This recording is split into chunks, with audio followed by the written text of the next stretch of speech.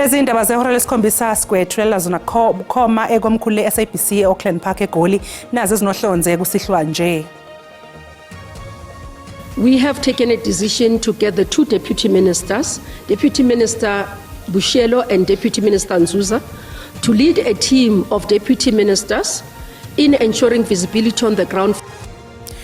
Iphini likaNgqongqoshe wamaphoyisa uDokotela uPaul Bushielo nephini likaNgqongqoshe wezasekhaya uNjabulo Nzuza sebeqokwe ukuba bahole uhlelo likahulumeni lokubhekana nodaba lwembhikisho yokukhala ngabokufika. There are many Nigerians here, many Zimbabweans here. Why don't they go and build Zimbabwe and Nigeria? And Barry said, Chancellor Runare Ahe South Africa here, Runare. Ukubungazwa kosuku lwama-Afrika ezwenikazi jikelele kuqondane kabi neziwombe zembhikisho elwisana nabantu bokufika ngokungemthetho eqhubeka ezifundazweni ezahlukene eningizimu Afrika kamuva nje. At this stage, I will grant a postponement for the purpose of the address to be verified. Investigating officer. uBrown Mkhotsi kuzomela alinde kuze kube uLwesine ukuze kuqhubeke ukulalelwa kwesicelo sakhe sebhayili. Lokhu njengoba umbuso udinga isikhathi esithe xaxa ukuqinisekisa ikheli lakhe eMahikeng. Ngikubingelele umbukeli ngikwamukele indabeni zehora lesikhombisa igama lami nguNoxolo uMamtshali bokwamwali ihlabanga lelimhlophe qwa uza kwethu ositolikela ngolwimi lwempawu uFortune Madlala ake sibheke ukuthi sikuphathele ziphi kusihlwa.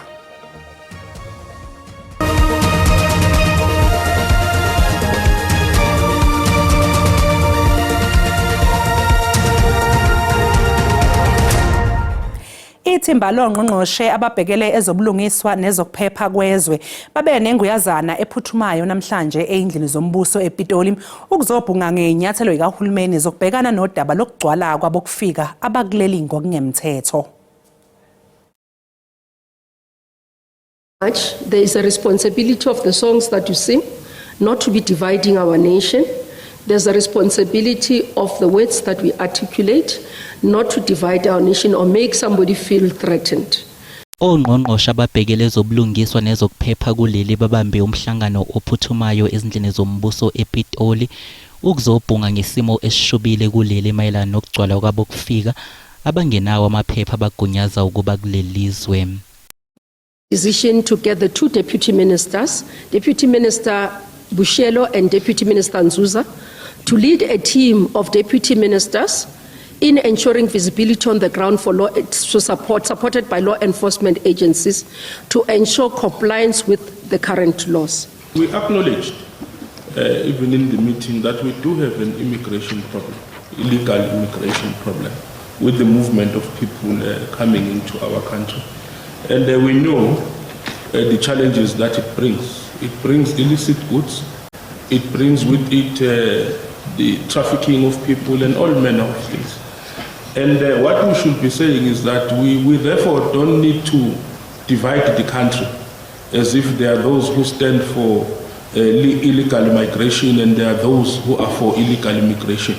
We all as a country stand united against illegal immigration. Kulindeleke ukuthi ithimba longqongqoshe liphinde lihlangane mhla zi-10 kwezokwethwasa.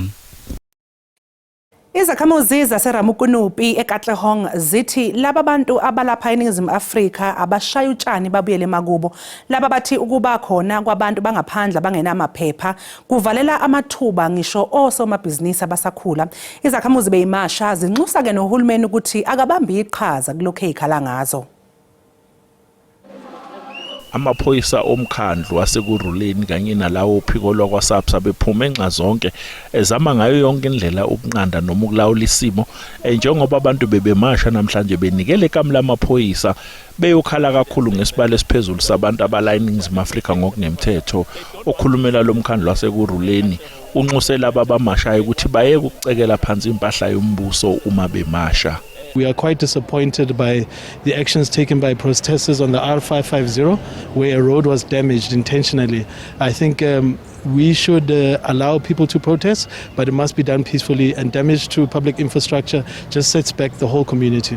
Abaholi balemashi bathi umhla zinga-30 kulenyanga ezokwethwasa umnqamlajuqu ukuthi abantu abala eNingizimu Afrika ngokungemthetho bashaya utshani baphele emehlweni uma kungenjalo izwe lizobheka phezulu. ngomhla ka-30 bonke abokufika bayahamba siyenza imashi sonke eSouth Africa sihlala phansi emgwaqeni akekho yoshayo kodwa sihlala phansi emgwaqeni kuze uhulumeni azosiza ukuthi sithini ke. Please guys, go back home so that we start everything afresh and you will come back to our countries in a proper way, because right now as it is we are struggling and we can't run to your countries and ask your presidents to give us spaces.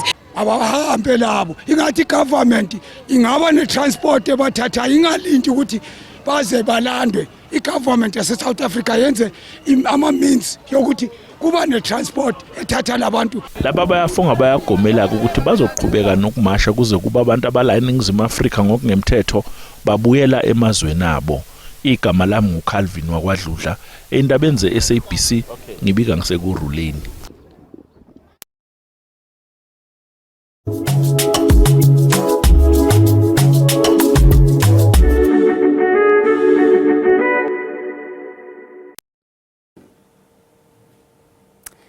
Umholi weBuild One South Africa uDokotela Umusi Maimane uthi imbhikisho yakamuva ebhekiswe kubantu bokufika ikhombisa ngokusobala ukwehluleka kahulumeni. uMaimane ethula inkulumo yakhe yosuku njengoba namuhla nje kubungazwa iAfrica Day nokuwusuku lokuyigqaja ngokuba umAfrika ugxeke kakhulu udlame nokucwasana okuqhubekayo kuleli. uMaimane useqhuquzele ukuthula njengoba kwanda imbhikisho ngabokufika abakuleli ngokungemthetho ukuthi babuyele emazweni abadabuka kuwo. Today we're witnessing an emergence of movements without moral clarity, without ideological grounding, and without any construction of a vision that will serve the people of this country. uMaimane ukhala ngezinhlangano ezilwisana nabokufika kuleli ngokungemthetho ngokuthi ziqhuquzela ukuzondana kwama-Afrika. Hatred of fellow Africans will not solve our healthcare crisis. Xenophobia will not create jobs. Violence against immigrants will not restore safety in our communities. Lenkinga izoba nomthelela ukuthi abantu baseNingizimu Afrika bagcine sebecwasana bodwa. Done with the immigrants. They will come for the Tsonga South Africans. They will go to Tswana South Africans. And as the saying goes, eventually they will come for you. Ukubungazwa kosuku lwama-Afrika ezwenikazi jikelele kuqondane kabi neziwombe zombhikisho elwisana nabantu bokufika ngokungemthetho eqhubeka ezifundazweni ezahlukene eNingizimu Afrika kamuva nje. UNdunankulu waKwaZulu-Natal uThami Ntuli ubehole umbuthano wesifundazwe eThekwini ngesikhathi kuqhubeka umbuthano omkhulu kahulumeni eMoruleng eNorth West. Bekugqame imbala yezinhlanga nezizwe ezahlukene enkabinyethi kunjengoba kubungazwa usuku lokuba ngama-Afrika ezwenikazi lonkana. Imbhikisho ebonakala idlondlobala ilwisana nabokufika kuleli ngokungemthetho kunovalo lokuthi ingagcina ishiya igama elibi ngabantu besifundazwe abangagcina bethathwa njengohlobo olungenabo ubuntu nokwazi ukuhlalisana nabanye bangaphandle. Ukuhlangana kwethu sihlanganise abantu base-Afrika abala KwaZulu-Natal ukuba sibungaze lolu suku lolu lokuthi singama-Afrika. Njengoba ngum-Afrika nami kufanele sihlalisane singaxwasani kodwa sibe sicezelela ukuthi sifanele kuba abantu abangawuphuli kumthetho. Ukuphula kumthetho kuqala ngokuthi uvele usuke nje uyobhulidela kwelinye izwe ungenayo imvume yokuba kulelo zwe lelo. Izethameli zalombuthano wokubungaza usuku lwama-Afrika ziqhakamise kakhulu ukubaluleka kosuku lanamhlanje ohlanganisa zonke izizwe zase-Afrika. Asiqhabile ukuthi kuhlale la ngoba kwenziwe imash and mash sekwenzela ukuthi sifuna kuhlale la ngokomthetho. Embuthaneni omkhulu kahulumeni obuseMahikeng, ungqongqoshe uGayton Mackenzie ukhale kakhulu ngabaholi bamazwe ase-Afrika ngokuthi banomthelela ngandlela thile ukuthi izakhamuzi zamazwe abo zigcine sezifudukela eNingizimu Afrika ngenxa yokungabibikho kozinzo lapho zidabuka khona. African unity must not only be in South Africa. It must be in Sudan, it must be in Ethiopia, it must be in Zimbabwe, but African unity starts with unity of the nations. Izinhlangano ezimelene nabokufika kuleli ngokungemthetho zibeke umnqamula juqu wokuphela kwenyanga ezayo njengosuku lokugcina lokuthi bonke labo abangenamaphepha kuzofanele bafulathele babuyele emazweni lapho bedabuka khona.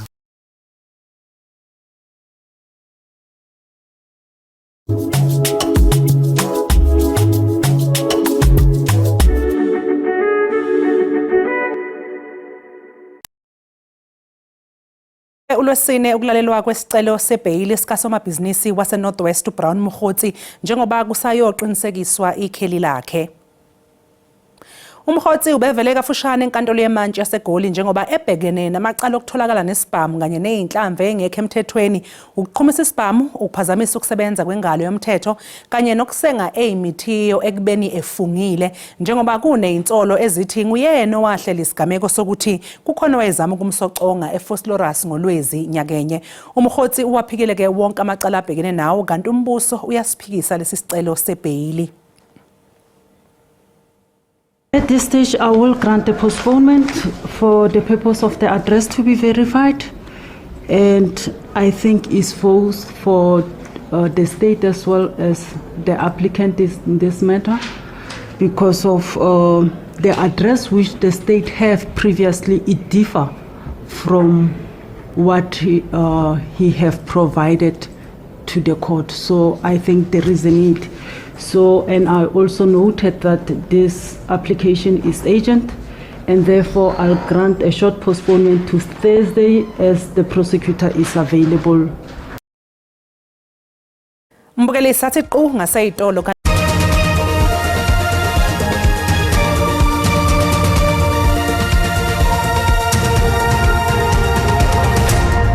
Sibene sikubingelele mbukeli sikwamkele uma ngabe usanda kungena sikukhumbuzeke ukuthi lezi indaba ziyatholakala ku YouTube na ku SABC Plus ungena nje kuzoyicinga amagama athi SABC izindaba na kanjani ngiyathembisa uzoyithola ngomnjalo bazo. Inhlangano ebhekele ukuhlinzekwa kwezidingonqangi iNSDF igxekile ukucekelwa phansi kwempahla lokhu kwenzeke ngenkathi ivale eBloemfontein esifundazweni iFree State. Abantu abayi142 okubalwa kubo nentsha bakhalelwe ngamasongo kaSigonyela ngenxa yokutapa nokugqugquzela udlame emphakathini. Isishubili sime Rocklands eBloemfontein njengoba nje bekudatshwa esitolo esidayisa utshwala senganyelwa abadabuka eChina. Nezinye iphaza zabokufika zibe seyicekelwa phansi kusenjalo beindaba zeSABC bona bajikijelwe ngamatshe kanti intsha ibalwa kanye nalabo abakhalelwa ngamasongo kaSigonyela ngenkathi kudatshwa esitolo sotshwala. South African citizens, we don't get a job. National Service Delivery Forum inxuse ukuba bahamba bahlezi kuleli ngokungemthetho yaphinde yabalula ukuthi amathuba okusuke kufanele athathwe abakuleli agcine edliwa abokufika. The looting thing did not happen as part of our shutdown plan. It just happened because of certain groups that will take advantage of this. Ours was to go to the municipality and the provincial government to stop them waging because they are not waging anything that is benefiting us. Mayor Semangawung icela kamuzu ukuthi zingalinge itape. I can understand that our people are faced with a number of multifaceted service delivery aspects. That also include question of job creation and employment. But it's not worth it that when you are faced with challenges such as the ones that we are mentioning, then you must actually embark on distraction. National Service Delivery Forum ithi izoqhubeka nokuvala eBloemfontein kuze kube ngolwesithathu. iDemocratic Alliance ithi ukhetho lohulumeni beindawo oluzayo luyithuba lezwe lokugcina lokuthi kuqiniseke ukuthi bayasebenza omasipala. Leli qembu lethule umkhankaso walo oqinisekisa ukuthi abantu bayakubhalisela ukuvota ezifundazweni ezahlukene. Alliance ingxenye yamaqembu ezombusazwe akhuthaza kakhulu izakhamuzi ngokubhalisela ukuvota njengoba kusondela ukhetho lohulumeni beindawo oluzosingathwa mhla zizine kuLwezi ngasekupheleni kwalonyaka. And this is our one golden opportunity. We only get this chance once every 5 years to start getting those towns, those villages, those municipalities working for everyone under a DA government. Usihlalo weDA uSoli Msimang okhulume nabalandeli beqembu eGoli uthi banethemba lokuthi lo mkhankaso wabo uzofinyelela entsheni. We are asking for people to come out in their numbers to come and vote, to come and register, especially young people. The time for young people to take a back seat is over. We're asking young people, if you want a future that works, you got to do something about it. A future that puts you first is a future that you're going to decide, and it starts with you registering and you coming out to vote. Kanti nomholi we-DA KwaZulu-Natal uSithembiso Ngema uhambe emazwini afanayo njengoba nje naye ekholelwe ekutheni imiphumela yokhetho oluzayo ilele ekutheni ihleleni intsha ngalo. Inkantolo yemantshi ePitoli ilihlehlisele inyanga ezayo icala likachwepheshe wezokuhlolwa kwezibhamu emaphoyiseni uKapteni uLawrence Magotlwe. uMagotlwe usolwa ngokusebenzisana namaqembu egelekeqe ukuphazamisa ubufakazi emacaleni abucayi aphenywayo nokutholakala nenhlamvu ngokungemthetho. Lo kapteni wamaphoyisa uyamaniswa nokusebenzisana namaqembu ezigelekeqe ukuphazamisa ubufakazi nokubalwa ukuphazamisa icala lika Armand Swart wengunjiniyela waseVereeniging owadutshulwa Bulawa ngo-2024. While our organized crime detectives are still on the ground, obviously they receive information that these particular hitmen are involved in a number of high-profile cases, and they had been, involved in a lot of murders and a lot of attempted murders. Amaphoyisa athi ngemumva kokuhlonzwa kabusha kobufakazi abaphenyi bathola ukuthi izikhali ezasetshenziswa ekubulaweni kukaSwart zihlobene okungenani namanye amacala abucayi anodlame okungenani angama-30. Now we know that those 3 firearms were linked to, firstly, the Armand Swart case. They were linked to DJ Somebody and his 2 bodyguards case. The Don Dindleni murder. They were linked to DJ Vinto's murder. When it comes to attempted murder, we link those firearms to the attempted murder of Josie Banyoni. Umsolwa uzobuyela enkantolo mhla 2 kuNhlangulana esezofaka isicelo sebheyili. Inkantolo yemantshi yaseMudimuli esifundazweni iLimpopo namhlanje ibilalele ubufakazi bomsolwa wokuqala uEmmanuela David ecaleni lokwebiwa kweindodla zemali ngamadola aseMelika eyayigqishwe kosofa eplazini kaMengameli wezwe uCyril Ramaphosa iPhalaphala ngo-2020. Umsolwa wokuqala uyena owethule ubufakazi bakhe okokuqala selokhu leli icala laqala ukuqulwa eminyakeni 2 edlule. Utshele inkantolo ukuthi wafika eBhelabhela esuka eKapa ezozibonela umbukiso wezimonto. Uthe wengenalo ulwazi ngezindodla ezasiseplazini likaMengameli. Main reason for me to travel from Cape Town to come to Bela it was 3. The first one was the issue of Kasho, for me to be there. The second one is that after this Kasho, I had to go home and greet my parents. And then the third one, it was that for me to help one of the persons who's dealing with the car, for me to go and buy the car for him. uEmmanuela David uthi imali ayisebenzisa ukulungisa amazinyo wayeyiphiwe uJohn Pedro ngemuva kokumlekelela ekuthengeni izimonto. The reason was that John Pedro, as he's in business of car selling, so he came to me and then he wanted to know like where he can purchase a certain car. Ukuqhubeka kwesithangamise ecala namhlanje bekuthanyelwe nangamalungu ahlukene amaqembu ezombusazwe abekhona kuwo abe-EFF, i-ATM kanye ne-MK Party. Icala liyaqhubeka kusasa.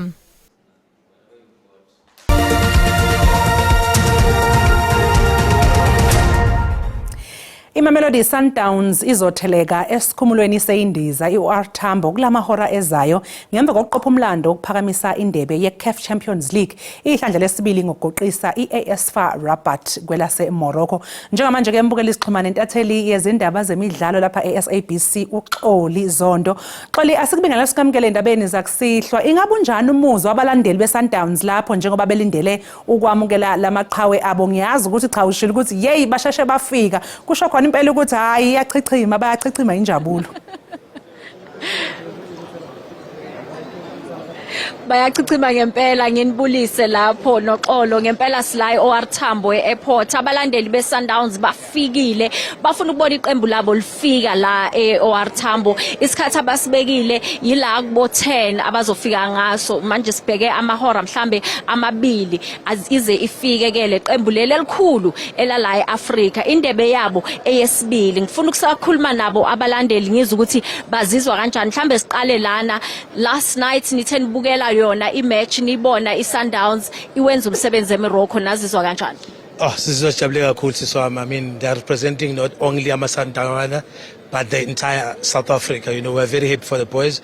Everyone who's home now against the traffic, come through. Let's welcome the boys. Let's create an atmosphere for our heroes. These are the national team players, our heroes. All amaSundowns. Futhi nina kudala nifikile la eAirport. English. Dala nifikile. What time did you arrive at the airport? I arrived at 5 o'clock at the airport. Sikhulume about this historic moment in terms of iSundowns ukuthi bayiwine okwesibili, the only club la eSouth Africa eMzansi ukuthi bakwenze lokho. Wabona iSundowns the way badlale kakhona, our ancestors babe nathi uBra Alex uZola Mahobe basupportile bawukhono umoya wabo awulale ngoxolo manje sifumana iCAF champion sima champion khona manje akuna team le best njenge Sundowns silanda isitase kuthatha S3 sayithatha naso sisendleleni ni Pirates le league bayithathile khona manje sibanike yona just for one year kuphela so thatha sonke thina amaSundowns hola into futhi ejabulisayo ukuthi angeke bafike nje nendebe yayo iCAF Champions League fika le100 million ayinini imali sheminingi iSundowns isebenze kakhulu and siyayilandela iSundowns that's why sihlele lapha na silindile noma bafika late bafika ngo10 or bafika ngo12 so basikhona lana sibalindile silindele star sithi kabuye masivaleni ngaSpeed njena which are the players that you are looking forward to seeing ngaSpeed Tabo Mukwena best player Tabo Mukwena Rambula Mukwena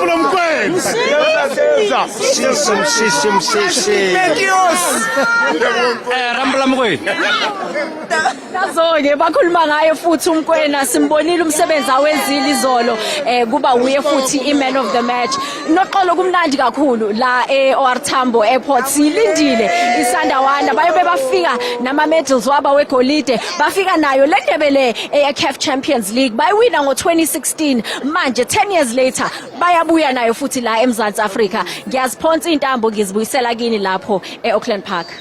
Sibonga kakhulu umbukeli lo bekuxola izondo bexoxisana nabalandeli ke beSundowns abalinde amaqhawe abo lapha esikhumulweni seyindiza iOR Tambo uma njengabe sibuya ke ezitolo sobe sikuphathele umhlahli wesimo sezulu noThayini Ntshiza unganyakazi.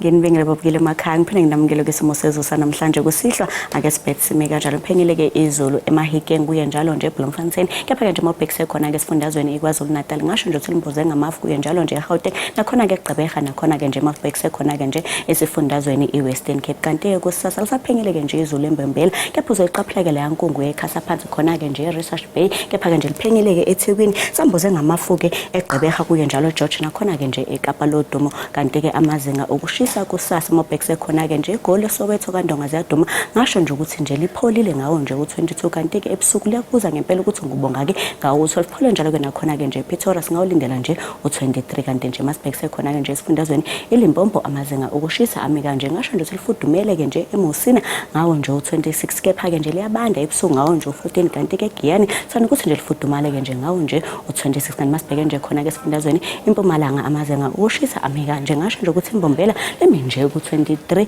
kanti mawubhekise khona-ke nje emelo liyabanda nje ngawo nje u-20 libande njalo-ke nakhona-ke nje ebusuku singawulindela nje u4 mawubhekise khona-ke nje esifundazweni iKwaZulu-Natal amazinga okushisa ami kanje eThekwini eClermont kwaMashu eMlazi ngasho nje ukuthi lifudumele nje ngawo nje u26 kuye njalo nje eMaritzburg singawulindela nje u27 thanda ukuthi nje lifudumala-ke nakhona nje eVryheid singawulindela nje u25 kanti-ke qhakulisa amazinga-ke nje ebusuku ngawo nje u10 mawubheke nje khona-ke esifundazweni Eastern Cape amazinga okushisa ami kanje ngasho nje ukuthi liyashisa eMthatha ngawo nje u27 kanti-ke ebusuku ngasho nje ukuthi liyabanda ngawo nje u10 kanti thanda ukuthi nje lifudumaleke nje eKomani ngawo nje u27 kanti-ke ebusuku singawulindela nje u7 mawubheke nje khona-ke esifundazweni Western Cape amazinga okushisa ami kanje liyabanda-ke eKapa Lodumo ngawo nje u18 ibanda njalo-ke nakhona nje eGeorge singawulindela nje u19 kepha-ke ebusuku limi nje ku12 mawubhekise khona-ke nje esifundazweni iNorthern Cape amazinga okushisa ami kanje ngasho nje ukuthi eKimberley lifudumele nje ngawo 29 kepha-ke ebusuku liyabanda ngo9 liyashisa-ke ePinkton ngawo nje u28 kepha-ke ebusuku ngasho nje siyakubuza ukuthi ngubunga-ke ngawo nje u11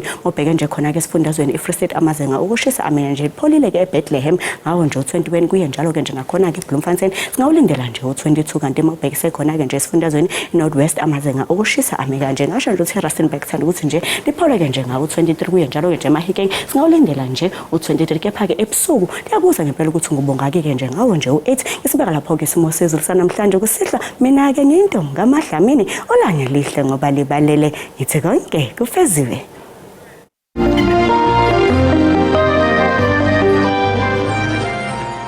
Mbukeli usale kahle.